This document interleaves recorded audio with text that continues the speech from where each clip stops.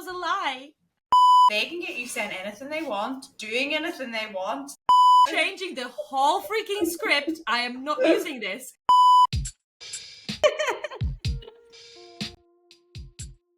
I have a question for you today.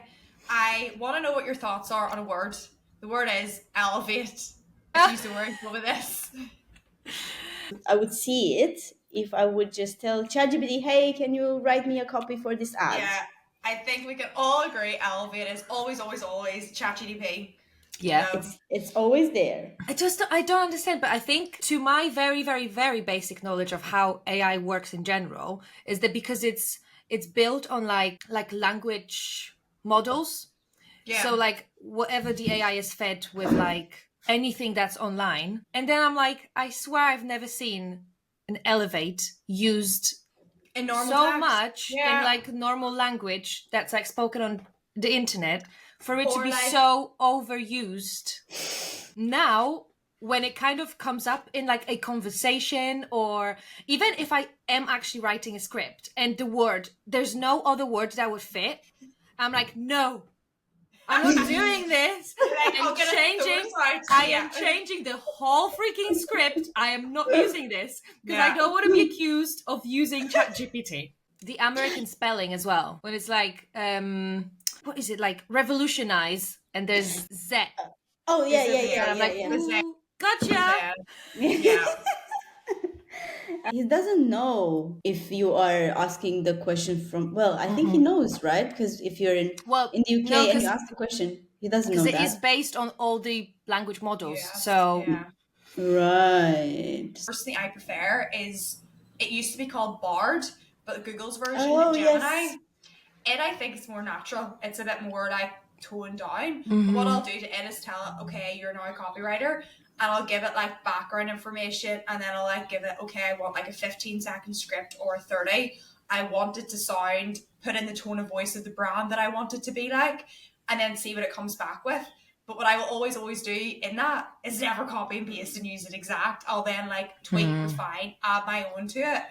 So then it's got like, or even if I write a script myself from scratch, I'll then paste it in and be like, okay, can you find any loopholes in this or any like areas I'm not targeting correctly? And it'll just like be my like English teacher and like pull out bits. And then I'll be like, okay, I'll fix that. Or okay, I could have done that better. In my office position, and we obviously had a team of people working on like content for brands and stuff.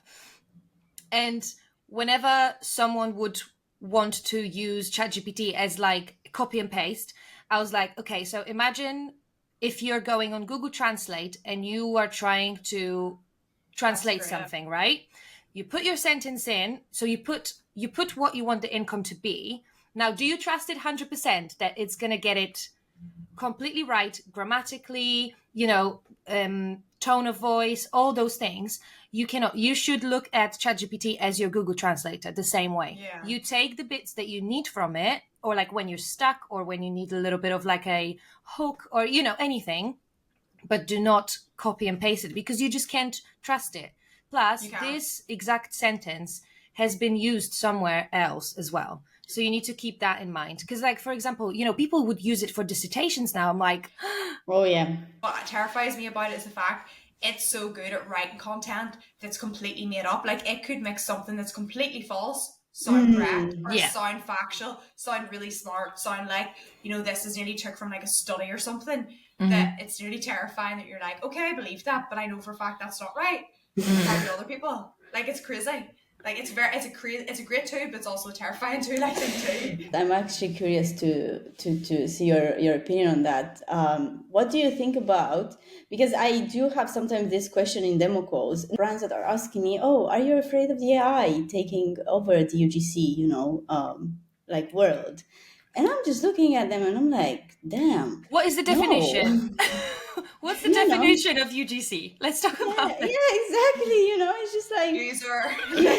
yeah, like come on, and then I'm just trying to explain because yes, indeed, technology can definitely evolve so much more than at this point in time, for sure. The more you're like exposed to it, the more you realize it quicker that, oh, this is fake, and look at ChatGPT as a dummy, that he doesn't really know what he's doing, but obviously people think like, oh, he knows everything, like blah blah. Yeah, I mean, he knows everything because somebody put all the information into him, Yeah. like whatever. AI, like as we mentioned, it is still a great tool. Like a lot of like e-commerce brands use it now. Obviously, when there's a little bit more budget, there are tools that are actually incredible because you can, for example, get when you go onto like e-commerce website and some chatbots are better than others, you just feel like, oh, this actually I don't mind, but this one is just horrendous, like escape. And Yeah. this is Yeah. because they probably use AI in their chat box Yep. itself, that Yep. they will learn from what customers are asking for and what answers are more accurate to it. And it's the same, like, it's quite incredible that the same technology can be used in so many ways. But annoyingly, we are just people and we will get anything that's good and turn it into something horrendous. That's our issue. Have you heard too, by the way? Like, this terrifies me. It's now a scamming tactic that people use, that they can now get your voice. So I've seen AI models too that like people will willingly like make me sound like a good singer or make me sing like this or that, which is all fun and games. But the dark side of that then too is people are now saying like you need to have like a safe word with your family because scammers are calling up saying like, Mom, I can't get home, can you send me money? And they're using their voice. So then people are like, okay, of course I will. So I'm like, scammers are getting smart too that are doing stuff, that it's mad that now AI is not just your writing, it's the voice. Yeah. And even people, like we've all seen too, the AI people and the Oh, yeah, talk Yeah, yeah. the deep script. fakes. That Yes, is like scary. that. The other day, I was playing, was it Sudoku or something on my phone, and for the first time, I saw an AI'd content creator speaking in an ad. Wow. And I was like, damn it, Oh, I wish no I way. screen recorded it because I never saw it Oh. again. But guys, it was the only word that I could use to describe it is pathetic. Yeah. I'm sorry, but It there's was this probably guy is it really being robotic like, and just perfectly, yeah. yeah, and he just like he moves like NPC, like he's just there like, hi, so today I want to explain how to do this and this with this and that, and I'm there like, stop waving, stop. It's like, hi, how can I? It's like creepy, like ugh. Freaky. Like I literally, it was like the opposite effect to what the ad was probably about to do, because I just threw my phone. I was like, this is weird. I don't want to be a part of this. It's so weird. And it was just like a middle-aged bald guy as well, out of everything that they God. could kind of. No. But you know what I'm terrified is like someone signed away their rights, which this is also too, I want to know your thoughts on this as well, because obviously with the voice, and then now comes like those AI people, I would assume have to have been real people that they have like took the stuff from.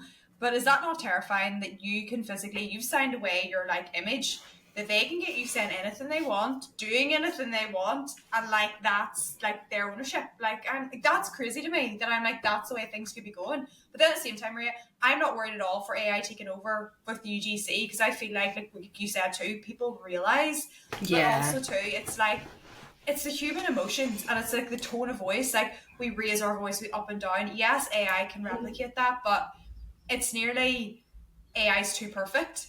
That like we're not perfect. Yeah, Humans aren't exactly. perfect. We've our we've our like funny wee facial expressions, and like I think maybe someday they might have nailed it, but I hope not. To be honest, Yeah. I hope that stays real. And also too, I think with UGC, it's like the way the markets went with it. It was like proper polished editorial videos for ads. Was what it was. But then it went to like now, okay, authentic, real life, real homes, like actually connecting. That I don't see it nearly then going back to like perfect again kind Yeah. of thing. It's almost going against the point. So it's like, to the brands who are listening, if your customers are buying the products because of the users showing your product, don't go against it. Just simply don't, because AI is the complete opposition of everything. It may be cheaper, but it's not worth it. Yeah, exactly. Because okay, well, maybe printing an ad in the newspaper is cheaper as well, but it's not going to work. Yeah. Probably. So it's just things like, it's a different medium. AI just doesn't seem like that's the right solution for if brands think that it is. I just think it's completely against the whole idea of user Yeah. generated content, and they need to keep that in mind But too. in saying that, I want to know your opinions on this too. I would say there is a place for it. So, for example, I wouldn't say it's in ads and I wouldn't say it's trying to replicate UGC, but I do think these AI models fit, like, for example, in businesses that are like doing, or companies that are doing training, Oh or yeah, like videos, like, you know, all the training videos you have to do, and it's just like a boring voice. Whereas if there's an AI, yeah. like they can get the script, or if it's like health and safety training, different stuff to make it a boring piece of content more relatable. That I think there's a place for it in there, but I just don't think it should 100%, ever yeah. be the other side. It's like learning materials, but not the ad side of things. From one of the founders who was a software engineer from Caesar.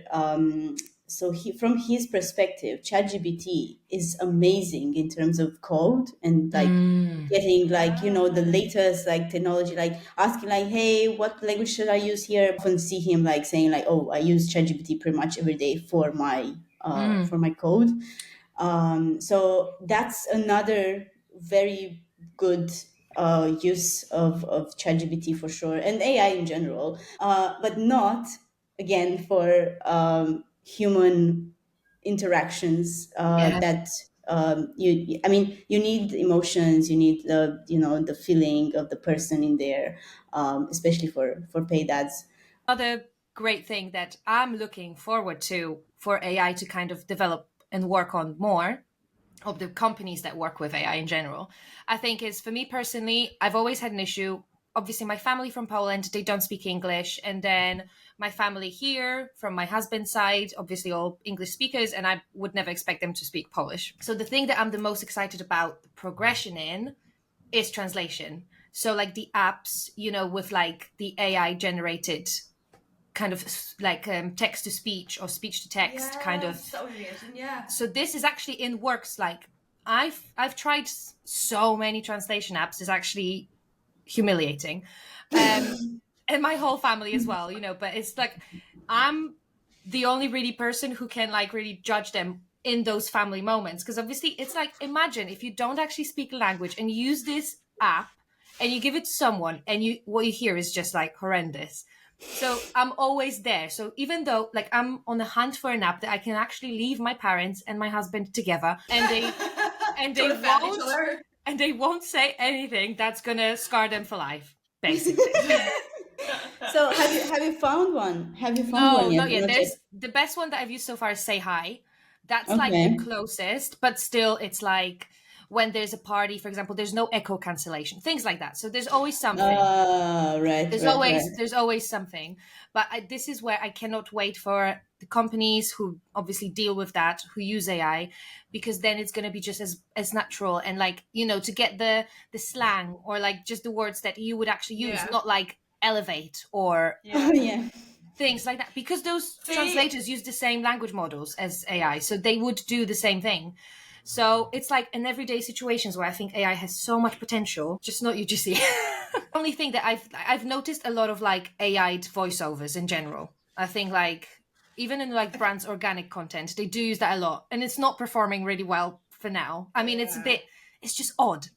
It's just not It's there yet. that like older man's voice that it's like, I don't know if it's called scream voice or scary voice, but that's always in videos. It used to be that like pretty girl, I don't know, I can't remember the names for TikTok. You know that a voiceover that was really annoying after Oh a while? yes, yes, Come and yes. Everyone clean my knew. room with me. Oh Yeah, my, wow. exactly the Yeah, it same. was like so like high pitched and horrible.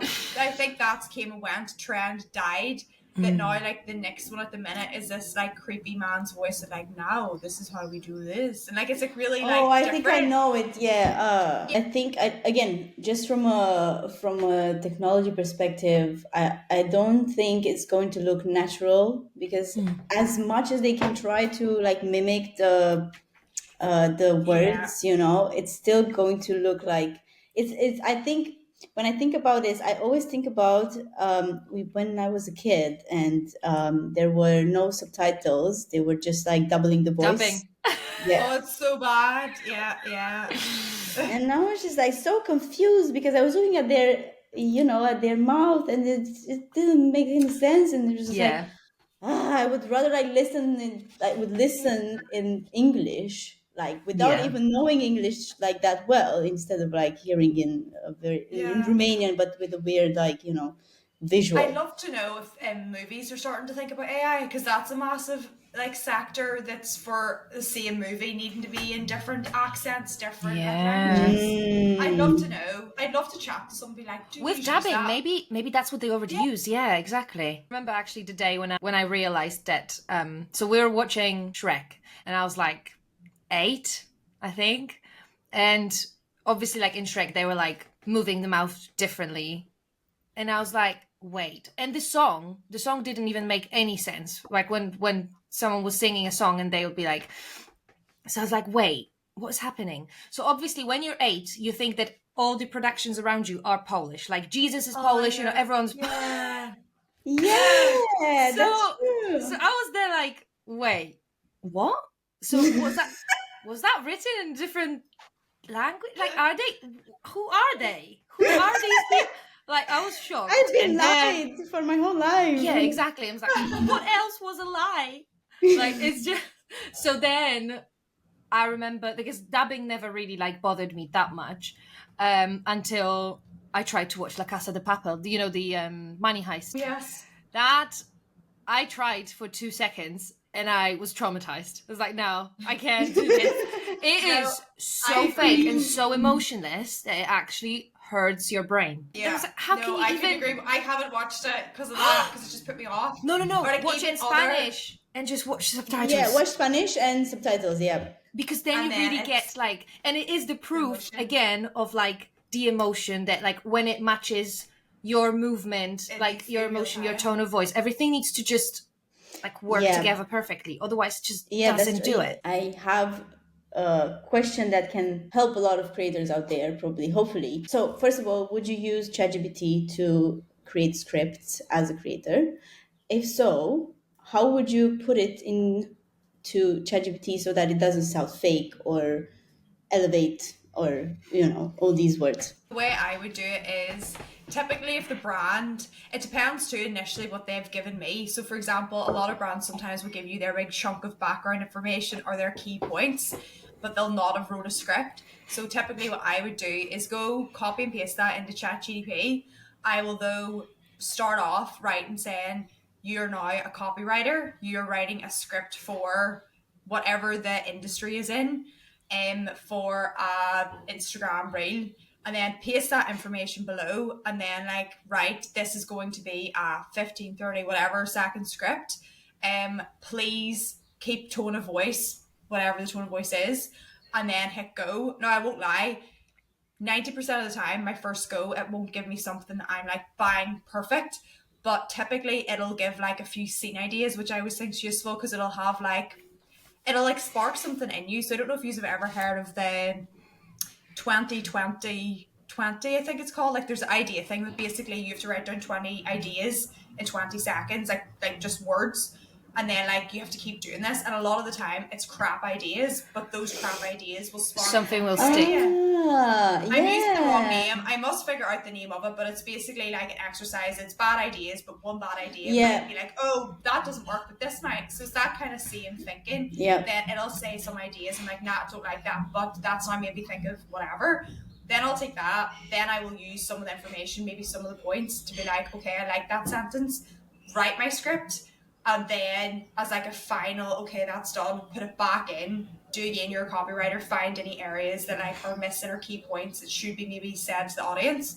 If it then is anything to put out, I'll be like, sweet. If not, I'll be like, okay, my script's good to go. So sometimes I'll do, it depends on the brand too, because it depends how intricate the brand is or what it is. For example, if it's jewelry or something, it's not easier, you just do it yourself. But if it's like a product that's new or different or there's a lot of points, I always think it's a nice way of making sure you've got it all, but in a nice way. I would say I agree with everything we just said, and I think the process is perfect, what it sounds like. The only thing I would say is to always be ChatGPT's biggest critic. So just literally the amount of time that you would spend on actually writing a script, like spend at least half of it to actually make sure that this is your script and it feels like you, because this is what the brand wants from you initially. So sometimes I think to get that emotion across, it's worth to maybe sacrificing a little part of your script sometimes because the video needs to be specific length, and just discuss with the brand, look guys, I feel like this is going to perform better. So just be so critical about whatever ChatGPT comes up with every time. Do not take it for granted.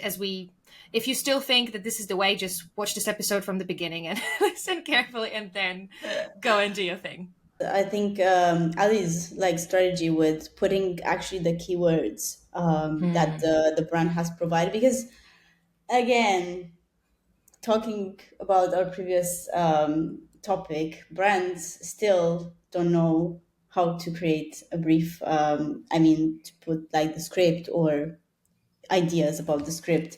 It's still brands out there that they don't put script, and I mean, fair enough in a way, but yeah, actually using those key points and then telling ChatGPT that, hey, I want the script that does this and that refers to these key points and it has this tone of voice and blah blah blah.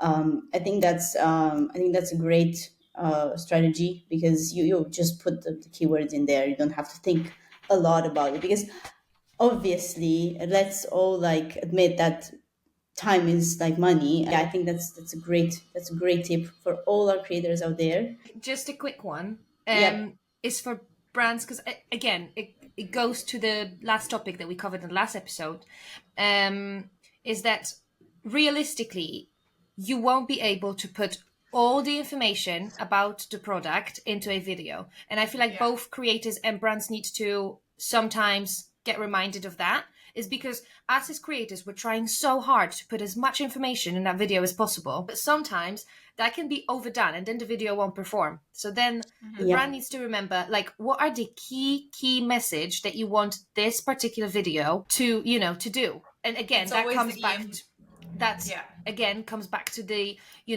sales funnel, where that video is going to be, who is going to see it, if there's more information needed, or if it's more vague kind of branding videos. There's so many different types of the videos that we can do as creators. If you would like to be a brand awareness video when we just talk about the brand, then the brand needs to say this, because sometimes they'll be like, oh, but we wanted you to cover so much more. Like, well, go back to the last episode. Too bad. Yeah, too bad. I'm sorry for you, but that's what I can do. I will use that in future, but like, too bad. I'm sorry for you. Done. Next. Next, exactly. No, but it is very, very, very important to both creators and brands to be realistic in terms of talking points and the key features, and just, yeah, and I feel like, yeah, the more information you put in a video, it doesn't really matter if it's a paid ad. If it's a paid ad, it also matters a lot more, because you're just going to burden the audience with so much information that is not needed. Okay, what do you want me to do? Do you want me to go on your website? Do you want me to check your profile? What do you want me to do? You don't have to tell me that, this is sustainable, vegan, use, like, all these like things that are, yeah, I will probably see this on your website, but tell me, why should I use it? Why is this, good product for Yeah. me? So Yeah, but I think it's I think it goes back to too is brands trying to fit everything into one video and not realizing, like, have one key aim per video and have that, instead of trying to bung in all your benefits, all you're sustainable, you do this, you do that, everything.